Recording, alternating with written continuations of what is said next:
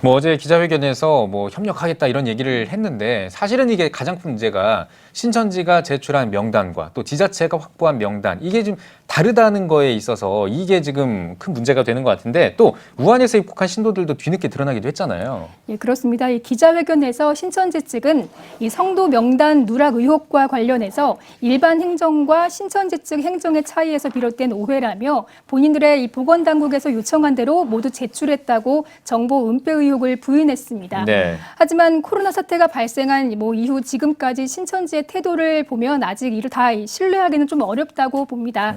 정확한 신도 명단조차 숨긴 신천지는 교육생은 아예 명단에 포함조차 시키지도 않았다가 비판 여론이 거세지자 마지못해 제출했습니다. 예. 네. 코로나 진원지인 우한에는 아예 교회가 없다고 하다가 설교 내용이 공개되고 또 출입국 기록까지 확인된 뒤에야 우한 지역 교류 사실을 시인하는 등 거짓으로 일관하는 태도를 보이고 있지 않습니까? 네.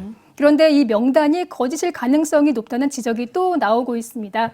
종말론 사무소에서 지난 2월 28일 밝힌 압수수색을 피하려는 이만희 씨의 꼼수라는 방송을 보면 6만 5천 명의 신천지와 무관한 개인정보가 포함됐을 것이라는 주장입니다.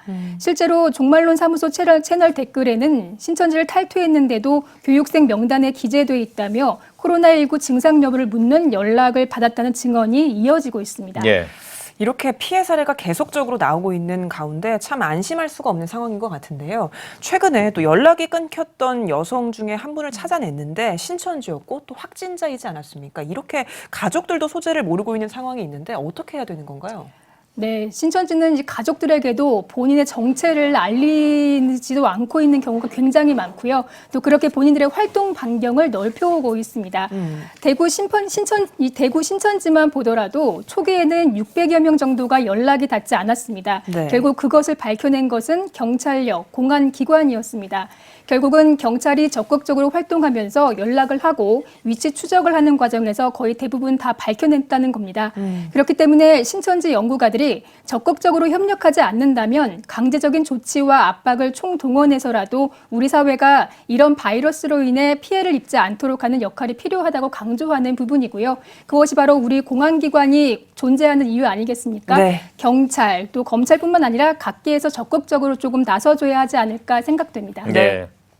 교주를 비롯한 신천지 신도들의 계속되는 이러한 행동이 참 우려스럽습니다. 신천지 신도들을 중심으로 계속해서 확진자가 나오고 있는 만큼 당국의 보다 적극적인 대응이 필요할 것 같습니다. 김인혜 기자 잘 들었습니다.